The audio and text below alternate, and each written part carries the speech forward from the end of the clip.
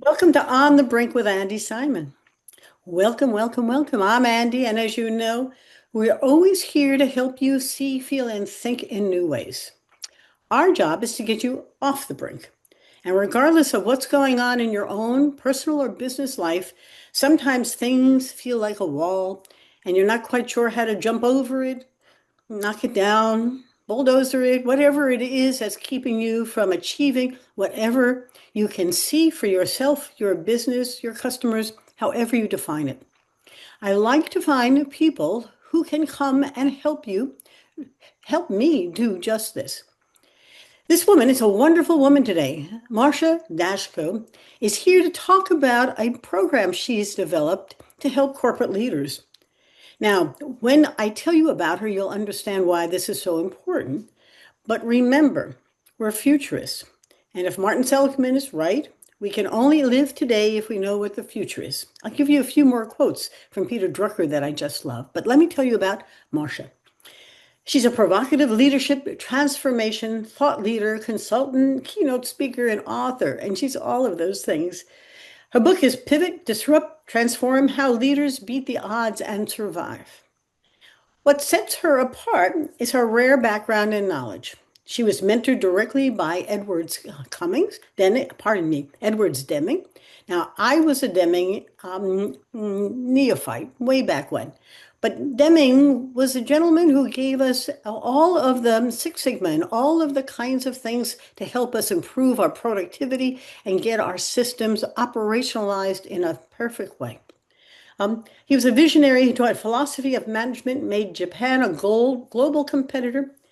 He then worked with CEOs of GM and Ford to save the auto industry. For over 20 years, Marcia has been a strategic advisor for boards of directors, CEOs, executives, and their teams. She's worked with giants like Apple, Boeing, PBS, Dow Chemical, and Pepsi, the US Navy. They improve, they innovate, and they scale. But I'm going to let her tell you more about her own journey. I find it's much more exciting to listen to her tell you, and I can read what she has sent me, which is beautiful, because she is challenging management thinking about what's important and what's not. And I think today is a perfect time because you don't want to be an ostrich with your head in your ground. You really want to see what's coming.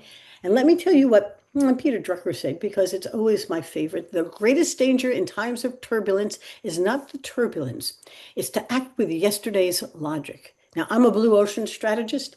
These are great times for us to create new markets, to open up opportunities. And I was doing an interview with a gentleman who was a client in the not-for-profit world. It's as relevant in not-for-profits as it is in for-profits or anything, even your own life. Yesterday is not good for tomorrow quite yet. Marcia, thank you for joining me today. Thank you for having me. It's going to be fun. Tell the listeners about your own journey. You've had a wonderful, successful career, but it comes across so much better when you talk about it. I can tell them what you've done, but what have you done? Well, I started out being excruciatingly shy, but no one believes that today. So I moved on to my first career was corporate communications and marketing. I'm a writer. And then I transitioned into marketing for a small consulting firm owned by Dr. Perry Gluckman. He was a very close friend of Dr. Deming, and he helped corporations like HP, et cetera, learn and apply the Deming philosophy. So I joined him in marketing. After a couple months, he said, I want you to do business development. I said, what am I selling? He sent me off to Dr. Deming's 4-day seminar. So I'm in a room with 1,500 people, senior executives of corporations, the military, healthcare organizations, education. It was across all sectors. And Dr. Deming was in his 80s and Wow. speaking to them for 4 days. And at the end of the 4 days, I went back to the office. I said, Perry, what was that all about? Because he was using vocabulary I wasn't familiar with, theory of variation, systems thinking, on and on. And he wasn't so easy to understand because he was in his 80s and I was in the back of the room being my shy self and listening. And so Perry said, don't worry, I'll teach you. I felt like the next few months I went through a PhD program. I was reading 5 to 10 books a week that he selected for me. And I just was learning, learning, learning. After a few months, I said, I think I want to go back and hear Dr. Deming again. And that next 4 day seminar I went to was when I was introduced to him. He knew that I was working with Perry. He said, then I will teach you.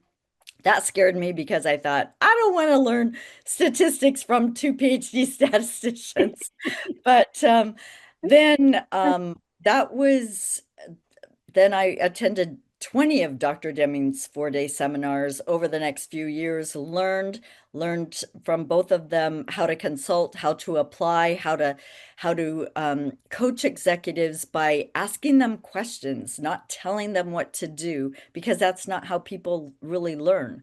So that was kind of my kickoff. And then in 1993, both of them passed away. And while I had other mentors like Dr. Russ Akoff and Dr. Myron Tribus, I was super fortunate in my career timing. Um, I then went on to start my own business because we had clients like Dow Chemical and Pepsi and so forth. So I continued working with them. So that's what I did not have a dream to be an entrepreneur, to work with Fortune 500 companies and so forth. And I have worked with the very largest corporations as well as smaller privately owned family organizations and across all sectors. So it's been a beautiful learning journey for me. My hunch is that it isn't a thing that you learned. You learned a way of thinking. Yes.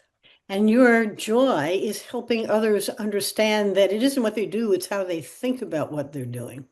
Could you tell us a little bit more about this mindset that is so relevant for today, but developed as you worked with all of these major companies on how to help them grow in new systematic fashion? Help me? What kind of mind is it? It's through a new lens of management and leadership thinking. So we have, especially in what Dr. Deming called Western style management across North America, we have this old way of thinking, and it gets us into management fads, buzzwords, the latest shiny trend, best practices, and tools that are not helpful. So when they, for example, grab um, the Baldrige Award when it first came out, Six Sigma, they would call it Lean Six Sigma and so forth. Dr. Deming would call those tragedies because they were not systems thinking, they were not leadership thinking. And so when I wrote my book, Pivot, Disrupt, Transform, part of the reason was to identify the what to stop doing. The first third of the book is what to stop, all these management fads and best practices that cause, I haven't seen less than 50 to 80% waste in organizations when I go in, and it's coming from those management fads and best practices that cause the complexity and the infighting and the dysfunctional, sometimes toxic work environments. But if we work on getting rid of those, then it opens up flow of work, flow of communication, flow of information. So that new lens, first we have to assess what's going on and stop. So that for me, it's when I go into an organization, when I'm working with a board or an executive team or their teams, it's like, what do we need to stop doing? And then then I start teaching how to what are the concepts and the philosophy, the foundational philosophy that they need for better decision making, improved processes, designing and creating systems where all the parts are interconnected and interdependent. And once they have a system that makes sense, then the people that work in the system, their productivity and their communication and their collaboration and creativity just explodes. So that's like part two, how to think differently through the system of profound knowledge that Dr. Deming gave us four parts in its integration. And then part three is how to apply it. This is really interesting because you and I have both worked with many companies, and you walk in, and the first thing the leadership does is sit there like this. I always love the body language. You know, it's my first book, On the Brink, has 8 stories of companies that were stuck or stalled. And they were stuck or stalled because I'll use your word flow, because what we saw as anthropologists, they couldn't see. But they knew how to do their tasks, called jobs, very effectively. And so they got a paycheck. And the disconnect, and I have a hunch that's what you found also, was profound because the fear of change. You know, humans hate to change. And so the first thing they do is say, no, but. And that's not the way we do it. I said, I know, but the problem is the way you're doing it isn't working.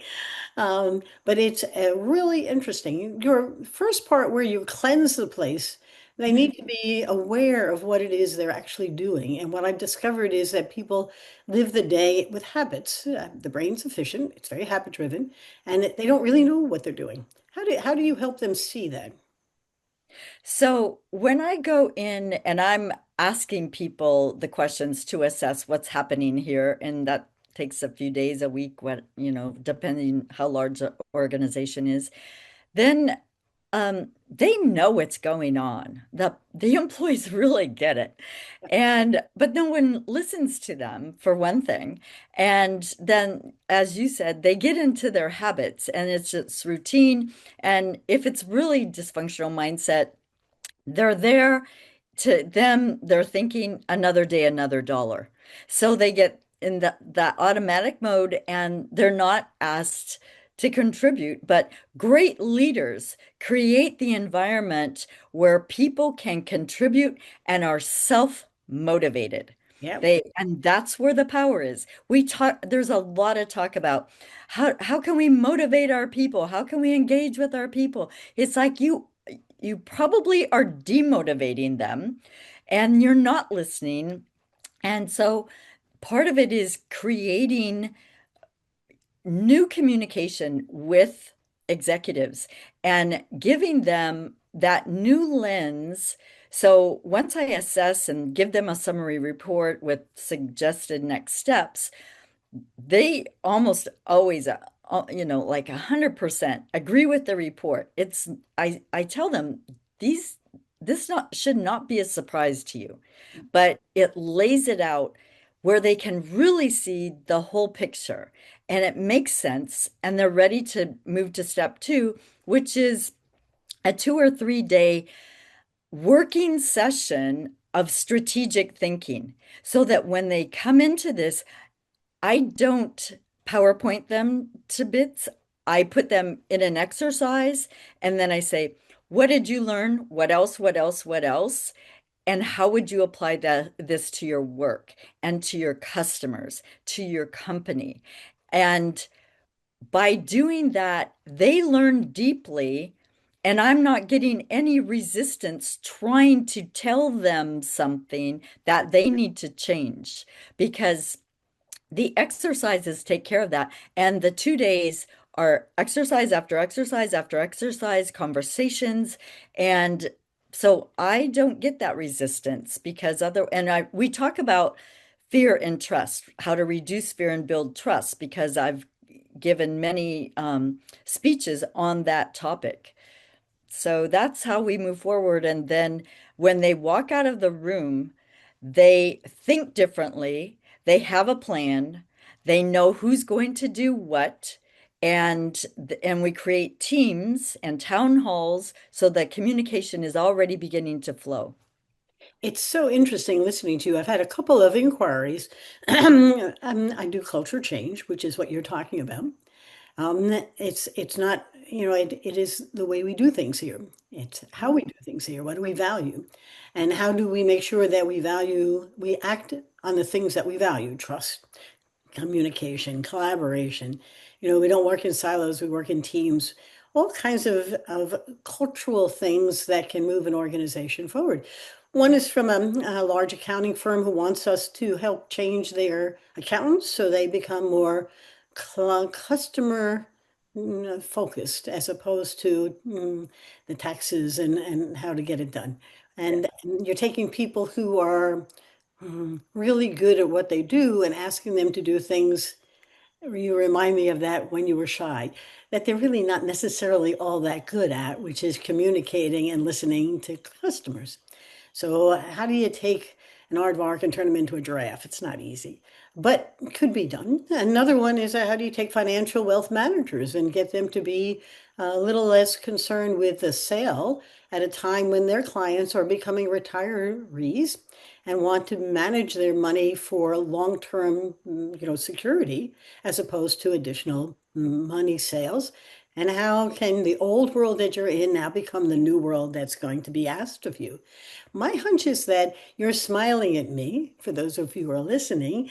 And Marcia's smiling at me because these are not uncommon situations for you. Do you have any wisdom, perhaps, that we could impart onto some of these prospects? Because, the idea is that you're asking people who have been rewarded for certain things to now trust that they can be acknowledged and recognized and respected for a whole new set of skills that's unfamiliar. I often say it's like theater. You're going to put them on stage, and they used to play Macbeth really well, and now you want them to play Hamlet, and they don't even know what the script is. Your thoughts? Yes. So that's where the exercises that I put them in are so powerful. I remember doing one with it was an all staff meeting, and we I had them in a circle, and I've done it also with community groups of 400 people where I had 8 mayors in the room and a very controversial topic in California. We were talking about high-speed rail and where it was going to run and how it was going to run and so forth. And so they had had a meeting previously and they had to call the police. And I was facilitating this meeting, and 2 days beforehand, they mentioned that to me, and I said, "I'm facilitating this and you're just telling me this now." So I There was lots of love and hope there, huh? Oh my yes. goodness. So we began, the 8 mayors were introduced, and then the city manager, someone introduced me, and I said, the aim for today is this, and we will do it with respect. That's all. And the whole room just you could feel like they calmed. And I said, you will all have the opportunity to share your ideas because of the exercise itself, the how it was designed. So they over the next few hours, they got their opinions out there. They had their conversations. It was really healthy. Through those few hours, every single one of those mayors came up to me and said, Marcia, this is amazing. They are engaged. There's no, bickering, fighting, my way or the highway type of stuff. You really have control. And I said, well, I used to be a seventh grade teacher. You don't just let them run amok. So, so that was one thing, and with a smaller company, I did the same exercise, and at the end, the microphone goes around, and one of the shyer staff members said, I have worked here for 15 years and I've never felt so engaged, so appreciated, and so in a place where I thought I could contribute. I was in shock. The president, I think he was near tears because it's like 15 years and this person couldn't contribute, but today he could. Good. So, I mean, this is really important. Now, you and I were talking as we began about a new program that you have created that I'd like to make sure we have time to discuss because in today's tumultuous times, as Peter Drucker said, the past isn't a good way to live for the future, but you need to see the future. If Martin Seligman is right, if not, you can't see it. And so you're beginning to work with C-suites about how do you begin to prepare and act in a new world that's most difficult, different from the past. Help us. So many people think that there's a blueprint or that there's a roadmap. I think that those are the wrong terms because vocabulary can keep us trapped. So if we think that there's a roadmap from today to the future, that is not at all true. That's why I created a strategic compass. So it's like the pioneers coming across the United States. We explore and we pivot, we change course based on, oh, we ran into the Mississippi River and the Rocky Mountains. So we need to keep pivoting as we learn. And the role of leadership is to continually learn and develop their people so that everybody is learning together. The power of everybody learning, the power of developing that natural leadership in the organization for everyone to help create that future and to see the possibilities and the opportunities. That is the direction that we need to go. So we identify what are the roadblocks that we see, the barriers, the issues, the challenges. Identify them, but don't let them keep us stuck. Instead, it's it's not even a question of what if. It's what if we dot dot dot. Try this, do this, apply this.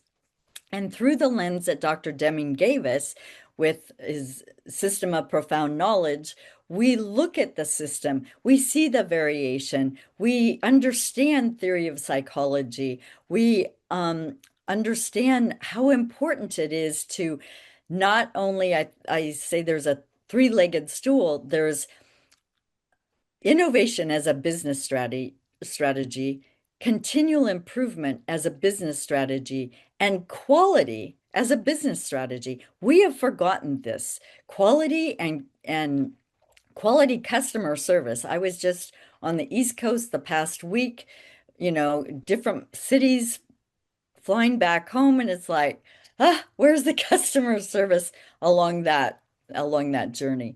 So we have a lot of work to do, but there is so much potential there because we have forgotten some really great concepts that we used to apply. And then now we can, through the disruption, because we're always going to have disruption, we're always going to have change. We need to just grab on to what are the values, what do we believe in, what's important, and then not just talk about them.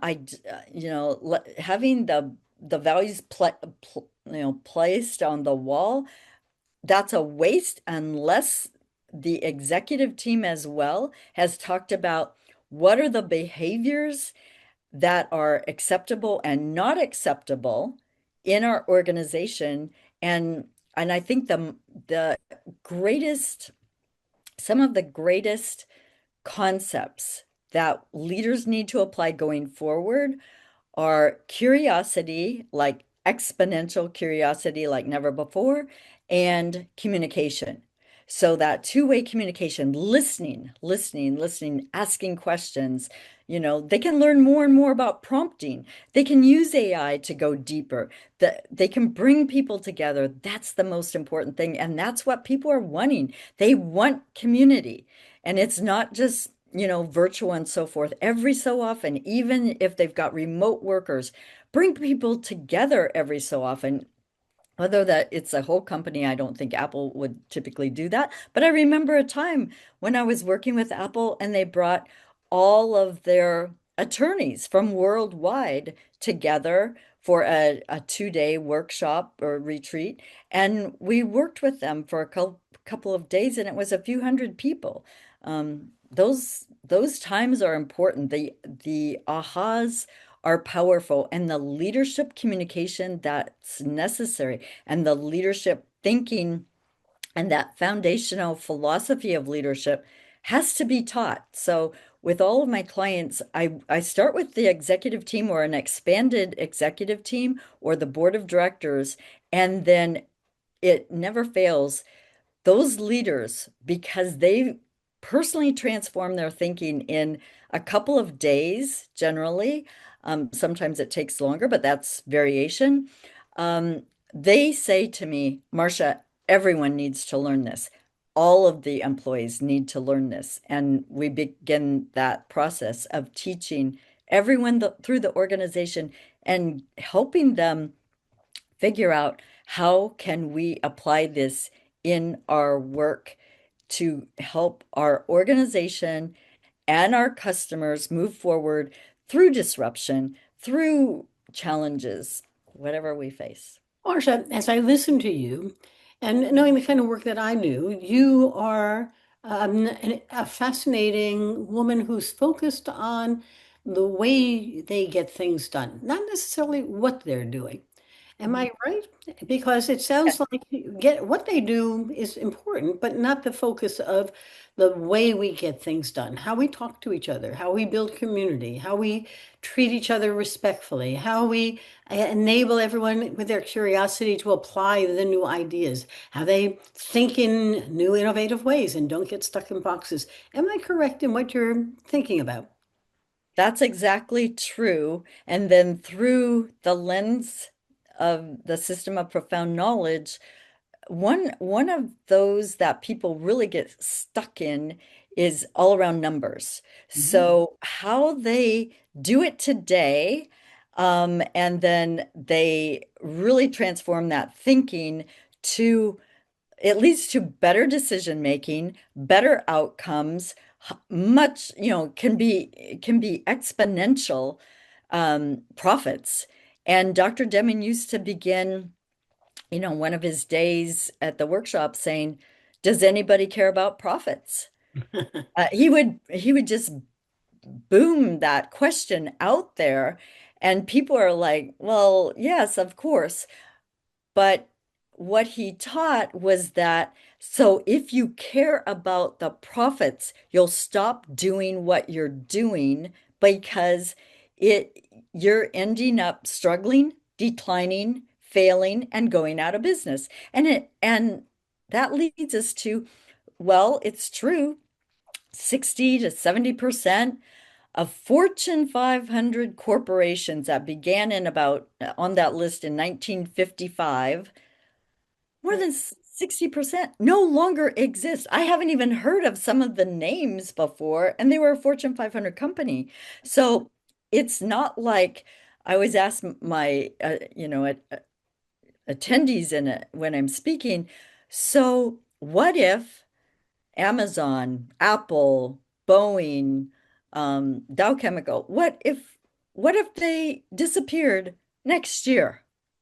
They can't imagine that. How could that happen? That couldn't happen. Well, actually, it could. We saw Blockbuster, Circuit City, Kodak, poof, gone. Thinking, and if Even watching what AI is doing to Google and to the websites that depend upon Google search for the visitors that are declining in visiting because you don't need to go through Google to find out about a website that might be selling X. You just ask chat, yes, where should I go? These are the 5 places you should go. And then you can go or not, but there's no direct line between the question you've asked chat and therefore there's no Google revenue coming to advertise on Google for the website that you want them to come to for this X, Y, or Z. And this becomes interesting. I wonder what will happen to Amazon because it's diversified itself. But remember, there was a Sears catalog My Mhm. in-laws Yes, bought a house from the Sears catalog after the war. And it was a perfectly good way to bring products to people in a time when the post office delivered them. It's not that different than now, exactly. right? But Sears now is becoming a place where Amazon delivers from instead of a company unto itself. And the brands that it had no longer have any of the value they did. So your point is extremely powerful. You know, this is so interesting because you and I are also watching a world going through transformation. And I have no idea what's going to come out the other side. We never can predict, but we can prepare. And what we're talking about is that the persons who you're going to be doing this with are going to be different people. And I had a not-for-profit I was working with on Blue Ocean Strategy, and we have a new podcast about them, but they have brought all kinds of new ideas to the marketplace to be valuable to their members. And too many of the associations have been talking about, my goodness, I'm losing members and I don't know what to do. Well, let's get them involved. Be curious. You know, take some time to see what matters to them and how you can matter to them. Don't assume what you were doing mattered. And as opposed to that's what people did. There's a whole time of great change. Wow. So it's a little bit like fire has just been invented or discovered, and it was discovered, and now we're eating meat that's cooked instead of raw, and our brains are going through a great transformation. People are afraid. I met a gentleman not too many days ago who said, "Oh, I'm not going to use AI." I said, "Well, then you might as well just go out of business. It's okay with me." But what makes you think that your competitors aren't going to be expediting what they're doing? Oh, I'm all into paper. I said, good. Bye. Yeah, exactly. I mean, I was thinking when I was hearing about AI, and then I thought, oh my gosh, I just threw myself into it to learn. I was like into workshops, and one of my friends who is a serial entrepreneur, and he's created several multi-million-dollar companies and some, I think, billion-dollar companies. And he started two AI companies this year. And I said, how are you learning so fast? I'm like, I'm buried. I'm trying to do my work, but I'm trying to learn at the same time. And they're like 100-hour work weeks, right? And he said, I started intensively learning 18 months ago. But there are people that have been doing it 3 years, 10, 20 years before we kind of even heard about it. And now it's like full blast forward. And if people don't want to touch it or they're afraid of it, we we have to help them get past that because it is going to be fantastic. I mean, there's Amen. a whole picture. There's a system, right? Of course, like anything, there are all the possibilities and opportunities that we can't even imagine yet. And there are the risks, and there has to be some governance around it. I wrote an article recently about what leaders need to think about, or what boards of directors need to think about when it comes to what should their policies be that they put in place. There have to be some guardrails. And so It that's, may be. I was reading a newsletter I get, and 173,000 city bankers are going to go through an expedited training on how to use prompts properly. oh, good. And then in the same newsletter was about how one of the consulting firms is getting their proposals done in 3 minutes or so using AI, whatever it's Claude or Perplexity, or it doesn't much matter which becomes your favorite.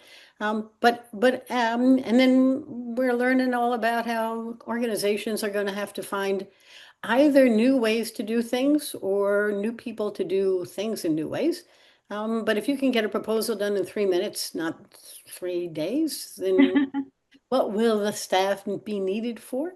And I have a hunch that's why they want to know, how do I turn my financial wealth managers into people? So now we're Oh, about ready to pivot. wrap up. Two or three things you'd like our listeners not to forget. And then we'll talk about how they can find both your book and you. Please, your last thoughts. So, not to forget, keep learning. Oh my gosh, just grab onto learning.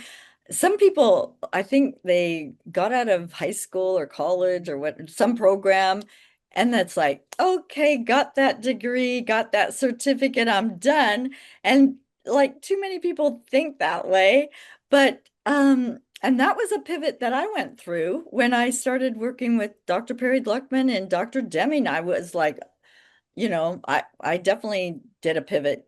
And then intensive, like I love learning, so that's easy. So, but the focus to continue for leaders and natural leaders. I believe everyone is a natural leader and can be developed. Just question more and um, really think. I don't want to say think differently because that's hard to just say that without some resources to help you. I was so fortunate to have the mentors I did. And I think everyone needs a mentor, but I don't want them to get a hack. That was something that we also had to be very careful of through the Deming era, into the 90s, 1990s. There are thousands, if not millions, of leadership hacks out there, consultants that don't have a philosophy of management. They don't have a foundation. They're just taking the latest buzzword and management fad and then running out and teaching it or putting people into training. So be curious, be questioning, but I would say to get a good foundation, and that's what I offer is through my book, and a lot. I write every week. I write columns, like for the Business Journal, for Biz Women magazine, as a guest contributor, and so and I have so many resources on my website, and I offer that too for people to go to that. And I am very open to getting, a text asking me can we talk? And we'll set a time. And I really want to help people. And so if they have a question, I can usually at least guide them to a video or a book or something or an article that can help them, or I ask them questions to get them, through that bump in the road. We don't want any bumps in the road, Marcia.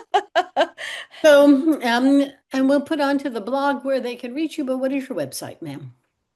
It's mdashko.com. So M and my last name, D as in David, A, S as in Sam, Z as in zebra, ko.com. And they can also, find that. I mean, if they Google or or put, a request through ChatGPT, they'll find me. I think I've got tens of thousands of either YouTube videos or podcasts or where I've been a guest, like wonderful questions today. The book, Good. I love to communicate and would love to help people. So hopefully I can help more um, boards and executive teams move their organization forward and through the disruption that we are having right now. I bet you don't think Marcia was ever shy. Exactly. Everyone says that. It's like, it's true, it's true. But Well, I even have a shy side sometimes. you were just learning how to be you, and this has been a pleasure. For all of you who come, I thank you. Remember, our podcast has been ranked number 18 of the top 100 podcasts on the topic of change. I'm honored. We're also in the top 5% of global podcasts, and there are only millions of them, but it's sort of a cool place to be. And all of you who listen or watch, you send me great people that you want me to interview and share their stories with you. Remember, storytelling is how we grow. So if you're curious about Marcia, I promise you on our blog, we'll put in where you can find her. It'll be on the back of page of the video. And all of the time is for us to connect. We're collaborators. It's much more fun to collaborate than to stand alone. My books are all on Amazon. Just look up Andi Simon and you'll find them there. Or Andrea Simon. People say, what do you go by? I say, yes. My mother called me Andrea, and my husband and I are both Andy. So we enjoy ourselves. Wow. So, for all of you, remember my tagline is take your observations, turn them into innovations. Marcia would tell you, you got to go see, feel, and think if you're going to have observations and let your mind free from all the constraints it would rather have and let it be open to opportunities. They are all around us today. You'll be amazed at what comes next. AI, machine learning, blockchain. It's a time of change and it's an exciting time, a good one. Goodbye now. Thank you, Marcia. It's been a pleasure. Everybody have a great day. Bye bye now.